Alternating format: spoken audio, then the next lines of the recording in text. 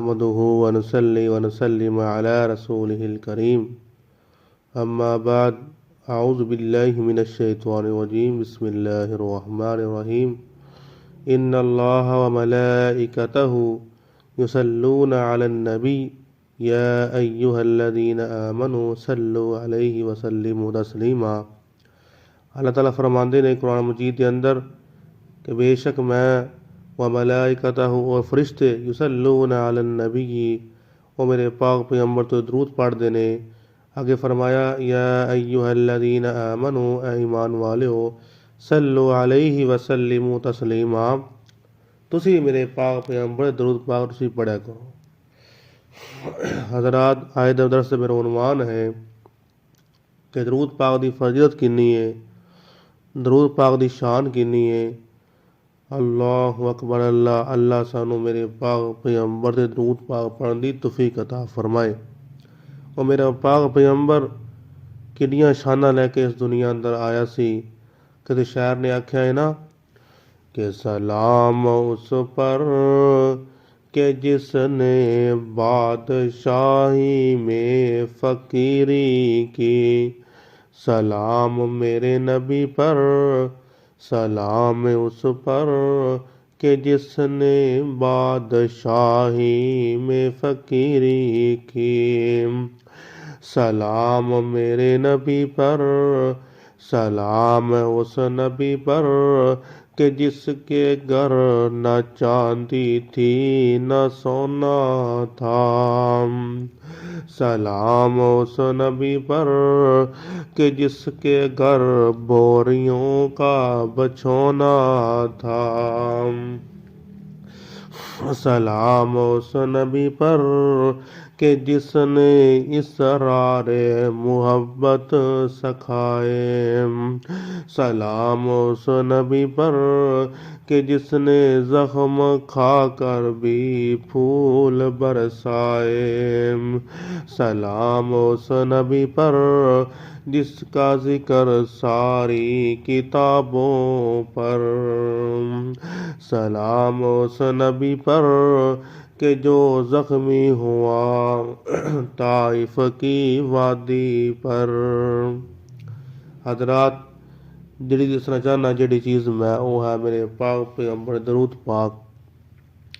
हज़रात, आज का मेरा मौजू ये हुई है, दर्स का उन्वान है कि मेरे पाक पैगंबर दरूद पाक पढ़न दी फजीलत किन्नी है, शान किन्नी है। हज़रात, सब तो पहले अल्लाह ताला ने मेरे पाक पैगंबर नूं सारे नबियां तो अफजल बना छड़िया है। आप दा मुकाम, आप दी शान, आप दी अजमत, आप दी रिफत सब तो आला है। आप दा मुकाम सब तो आला है। और अल्लाह ताला ने आप नूं रहमतुल लिल आलमीन बना के भेजा है। एक अलग मौजू है, ये अलग पहलू है। अल्लाह ताला ने मेरे पाक पैगंबर नूं इमामुल अंबिया बना के भेजा है, ये एक अलग मौजू है। अल्लाह ताला ने मेरे पाक पैगंबर नूं खातमुन नबीयीन बना के भेजा है, एक अलग तफसील है, एक अलग मौजू है। मेरे पाक पैगंबर नूं रहमतुल लिल आलमीन बना के भेजा है, ये आपकी वक्री फजीलत है। लेकिन अज मैं जो बयान करा दा वो है मेरे पाक पैगंबर दे दरूद पाक पढ़न दी फजीलत किन्नी है। अल्लाहु अकबर। अल्लाह मेरे वीर, कुरान मजीद के अंदर सानू अल्लाह सानू आख्या है, कुरान मजीद के अंदर असी गौर ना सुनिए मेरी गल, जरा तवज्जो नाल गल सुनना मेरी। अल्लाह ताला ने कुरान मजीद के अंदर बार बार आख्या है, अलिफ लाम मीम तो लैके वन नास तक पूरे कुरान मजीद के अंदर अल्लाह ताला ने दस्या है कि ऐ ईमान वालिओ तुसी ज़कात दिता करो, लेकिन आपदा नाम नहीं लिया। अल्लाह ताला ने आख्या ईमान वालियां नूं, ऐ ईमान वालिओ तुसी हज करो, लेकिन अल्लाह कहते ने मैं हज नहीं करना, यानी कि अल्लाह ने आपदा नाम नहीं लिया उत्थे। अल्लाह ताला ने आख्या ऐ ईमान वाले तुसी नमाज पढ़ो, लेकिन अल्लाह ताला उस आपदा नाम नहीं लिया कि मैं भी नमाज पढ़ना। लेकिन हज़रात, जो मेरे पाक पैगंबर दियां दरूद दियां वारियां आईयां, अल्लाह कहते ने ऐ मोमनो तुसी भी दरूद पढ़ो, क्योंकि मैं भी मेरे पाक पैगंबर ते दरूद पाक पढ़ना हुन्ना। सुबहान अल्लाह। यानी कि असी दरूद पाक दी इत्थों ही फजीलत समझ लईए। ਸਾਨੂੰ ਪਤਾ ਲੱਗਦਾ ਹੈ ਇਸ ਗੱਲ ਤੋਂ ਸਾਨੂੰ ਪਤਾ ਲੱਗਦਾ ਹੈ ਕਿ ਦਰੂਦ ਪਾਕ ਦੀ ਫਜ਼ੀਲਤ ਕਿੰਨੀ ਹੈ। ਯਾਨੀ ਕਿ ਅੱਲਾ ਖੁਦ ਵੀ ਇਹ ਅਮਲ ਕਰਦੇ ਨੇ। ਅੱਲਾ ਕਹਿੰਦੇ ਨੇ ਕਿ ਦਰੂਦ ਮੈਂ ਵੀ ਪੜ੍ਹਨਾ, ਫਰਿਸ਼ਤੇ ਵੀ ਦਰੂਦ ਪੜ੍ਹਦੇ ਨੇ, ਫਰਿਸ਼ਤੇ ਵੀ ਮੇਰੇ ਪਾਕ ਪੈਗੰਬਰ ਦਰੂਦ ਪੜ੍ਹਦੇ ਨੇ। ਐ ਮੋਮਨੋ ਤੁਸੀਂ ਵੀ ਦਰੂਦ ਪੜ੍ਹਿਆ ਕਰੋ। ਅੱਲਾਹੁ ਅਕਬਰ। ਅੱਲਾ ਮੇਰੇ ਵੀਰ, ਮੇਰੇ ਪਾਕ ਪੈਗੰਬਰ ਦਰੂਦ ਪਾਕ ਪੜ੍ਹਨ ਦੀ ਫਜ਼ੀਲਤ ਕਿੰਨੀ ਹੈ ਆ ਸੁਣ ਕੇ ਲੈ ਜਾ। ਇੱਕ ਹੋਰ ਗੱਲ ਸਮਝ ਲੈ, ਨਮਾਜ਼ ਫਰਜ਼ ਹੈ। ਯਾਨੀ ਕਿ ਜਿਹੜੀ ਚੀਜ਼ ਦਾ ਜ਼ਿਕਰ ਕੁਰਾਨ ਮਜੀਦ ਅੰਦਰ ਆ ਜਾਂਦਾ ਹੈ ਉਹ ਸਾਡੇ 'ਤੇ ਫਰਜ਼ ਹੋ ਜਾਂਦੀ ਹੈ। ਮਿਸਾਲ ਦੇ ਤੌਰ 'ਤੇ ਕੁਰਾਨ ਮਜੀਦ ਅੰਦਰ ਜ਼ਕਾਤ ਦਾ ਜ਼ਿਕਰ ਹੋਇਆ। ਜ਼ਕਾਤ ਜਿਹਦੇ ਕੋਲ ਪੈਸਾ ਹੈ, ਜਿਹਦੇ ਕੋਲ ਮਾਲ ਹੈ, ਉਹਨੂੰ ਦੇਣਾ ਤੇ ਫਰਜ਼ ਹੈ।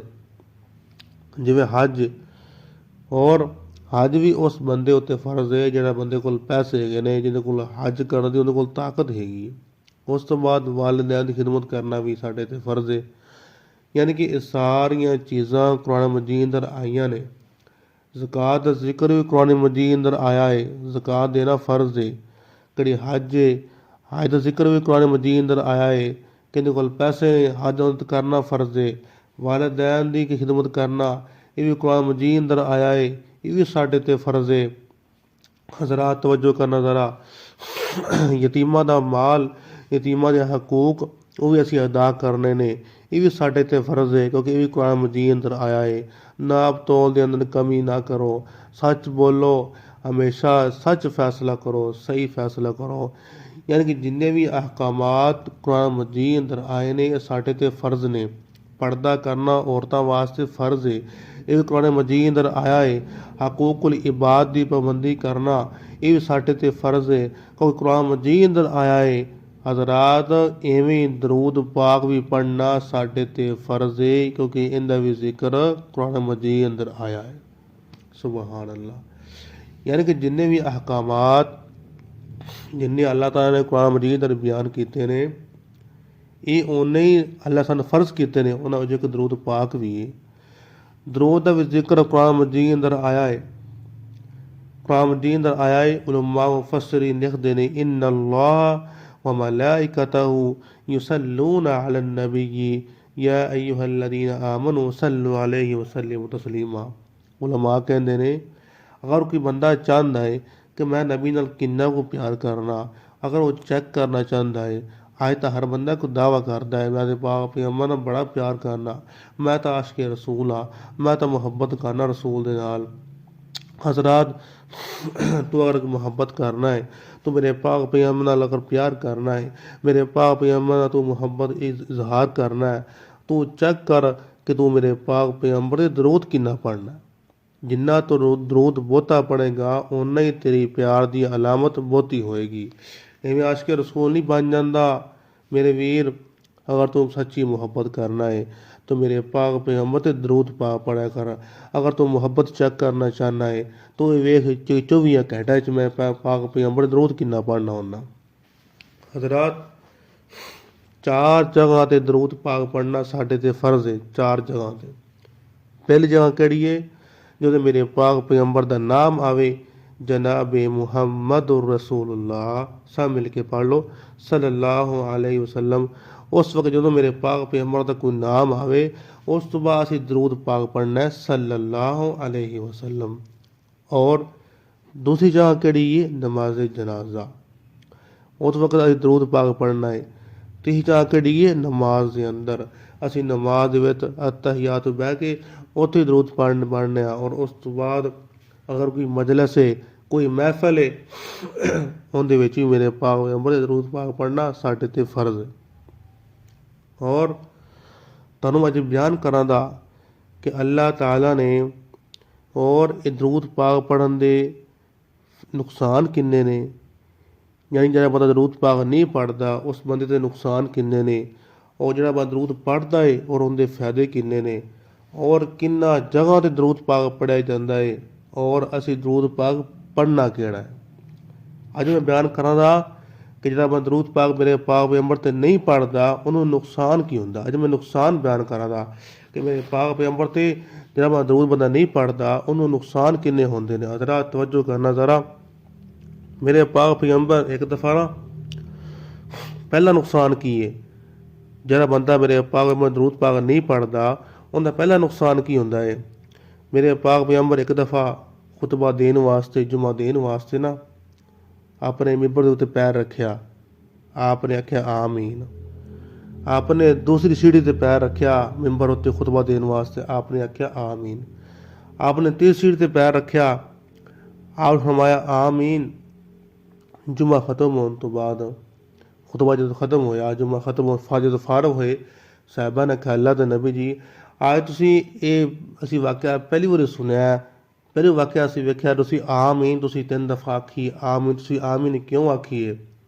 मेरे पाक पैगंबर इरशाद फरमाते ने, मेरे सहाबा जो मैं खुतबा देने वास्ते मिंबर उत्ते मैं चढ़िया सा, मेरे को जबरील आ गया, कह लगे अल्लाह दे नबी जी केड़ा बंदा तुहाडा ना सुन के या ना सुन के बंदा दरूद पाक नहीं पढ़दा, उहदे ते अल्लाह दी भी लानत है, उस दे नबी दी भी लानत है। यानी जिहड़ा बंदा मेरे पाक पैगंबर दा नां सुन के दरूद पाक नहीं पढ़दा, उन्होंने पहला नुकसान की होंदा है? उहदे ते अल्लाह दी भी लानत है, उस दे नबी दी भी लानत है। अल्लाहु अकबर। और दूसरी मतलब आपने आमीन क्यों आखी? मेरे पाक पैगंबर इरशाद फरमाते ने, मेरे सहाबा जिहड़ा बंदा जान बुझ के माह रमज़ान दे रोज़े नहीं रखदा, और रोज़े माशाअल्लाह आवन वाले ने, बाकी तो कोई बाकी 20 दिन बाकी रह गए ने। हज़रात माह रमज़ान दे रोज़े नहीं रखदा, जान बुझ के बहाने बनाता है, मैं बीमार है, मैनू सिर नूं पीड़ है, ना मेरे वीर बहाने ना बनाया करे। साल बाद आंदा है माह रमज़ान का महीना, तो फिर भी कदर ना करें।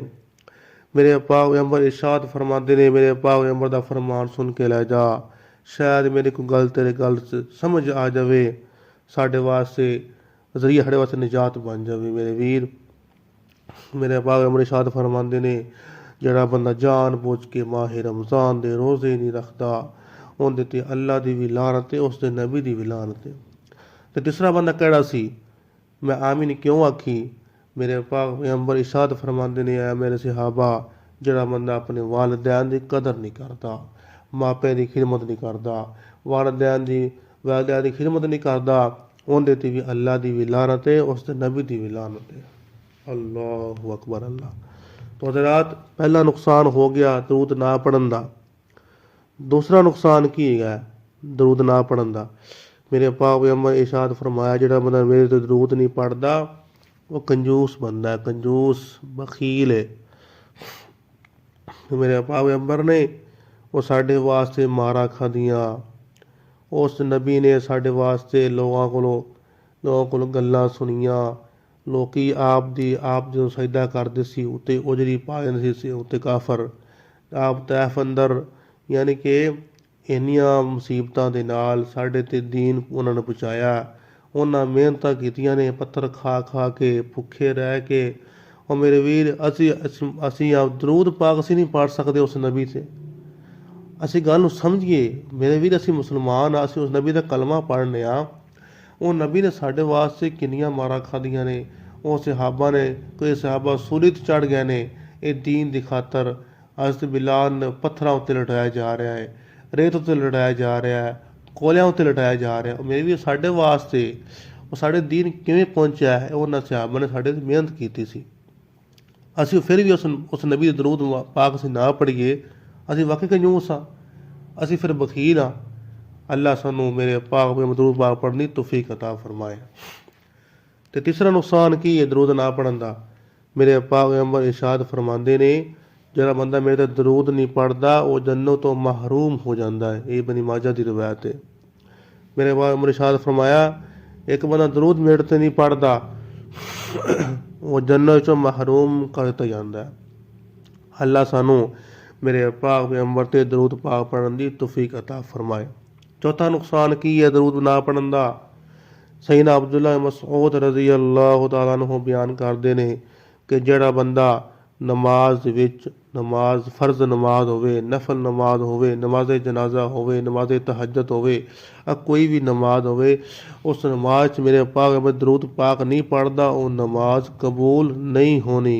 वो नमाज कबूल नहीं होनी, क्योंकि बंदा एक मसीते आंदा है, जल्दी जल्दी मस्जिद विच आके जल्दी नमाज पढ़ के चला जाता है। मेरे पाक ने इरशाद फरमाया है, ਐ ਬੰਦੇ ਤੂੰ ਇਹ ਨਮਾਜ਼ ਨਾ ਪੜ੍ਹ, ਪਹਿਲਾਂ ਅੱਲਾ ਦੀ ਹਮਦੋ ਸਨਾ ਬਿਆਨ ਕਰ, ਫਿਰ ਦਰੂਦ ਪੜ੍ਹ। ਉਸ ਤੋਂ ਬਾਅਦ ਤੈਨੂੰ ਅੱਲਾ ਤਾਲਾ ਤੇਰੀ ਨਮਾਜ਼ ਕਬੂਲ ਕਰੇਗਾ।